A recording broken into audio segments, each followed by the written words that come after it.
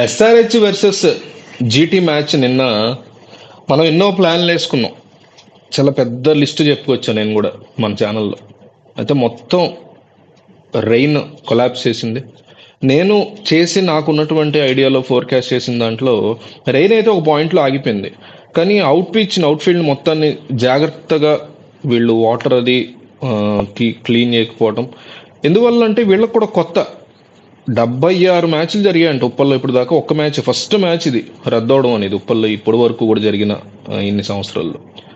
అంటే తక్కువ ఓవర్స్కి తగ్గిపోవడం అట్లా జరిగింది, కానీ ఈ లెవెల్ రెయిన్ని ఎట్లా డీల్ చేయాలనేది తెలియలే. పైగా మే నెలలో హైదరాబాద్లోనో లేకపోతే తెలంగాణ ఆంధ్రప్రదేశ్లో ఈ లెవెల్లో వర్షాలు పడతాయని కూడా ఎవరు ఎక్స్పెక్ట్ చేయరు. సో అందువల్ల ఏమో చాలా ఇబ్బంది పడ్డారు. క్లీన్ చేయడానికి టైం పట్టింది. వర్షం కూడా ఆగిపోయింది ఒక పాయింట్ తర్వాత, 10 తర్వాత అసలు వర్షం పడలా.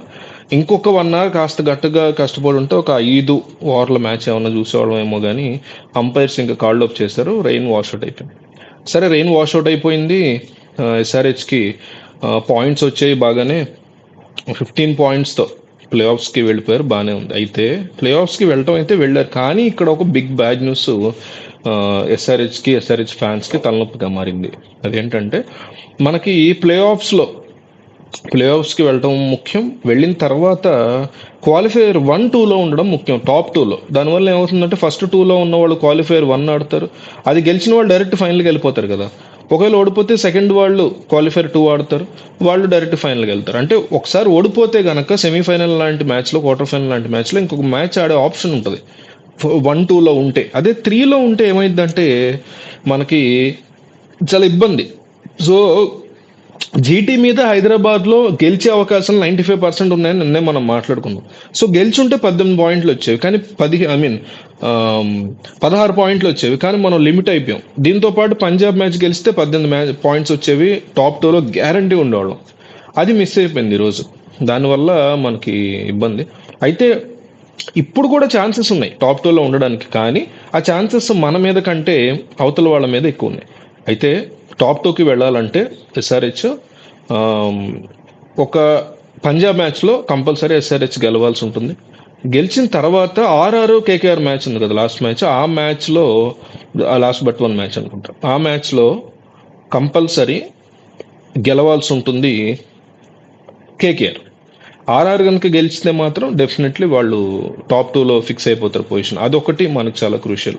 ఒకవేళ పంజాబ్ ఎస్ఆర్హెచ్ మ్యాచ్ కనుక రెయిన్ ఫాల్ వల్ల మొన్నట్లాగా ఏమన్నా అయిపోయి డిస్ట్రిబ్యూట్ అయితే పాయింట్స్, అప్పుడు మనం ఏం చేయాలి? అప్పుడు ఇందాకట్లాగా పంజాబ్ విషయంలో రెయిన్ ఫాల్ కనుక వస్తే మనకు 1 పాయింటే వస్తుంది, అట్లా పంజాబ్కి 1 పాయింట్ వస్తుంది.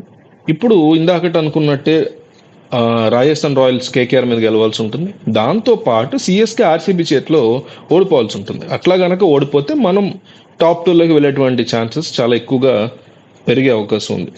సో ఇప్పుడు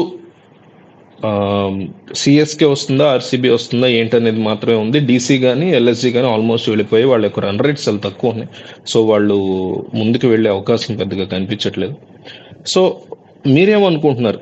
వేరే అవుటర్ సైడ్ నుంచి ఛాన్సెస్ వల్ల పంజాబ్ మీద ఎస్ఆర్హెచ్ గెలిచినా కూడా టాప్ 2లోకి వెళుతుందా, ఎస్ఆర్హెచ్ వెళ్ళే అవకాశాలు ఉన్నాయా ఏంటి? మీ అనాలిసిస్ ఏంటి? రాజస్థాన్ రాయల్స్ ఓడిపోతుందా కేకేఆర్ చేతిలో, అట్లా సిఎస్కే ఓడిపోతుందా ఆర్సీబీ చేతిలో ఒకవేళ పంజాబ్ మ్యాచ్ ఎస్ఆర్హెచ్ మ్యాచ్ వర్షం పడితే?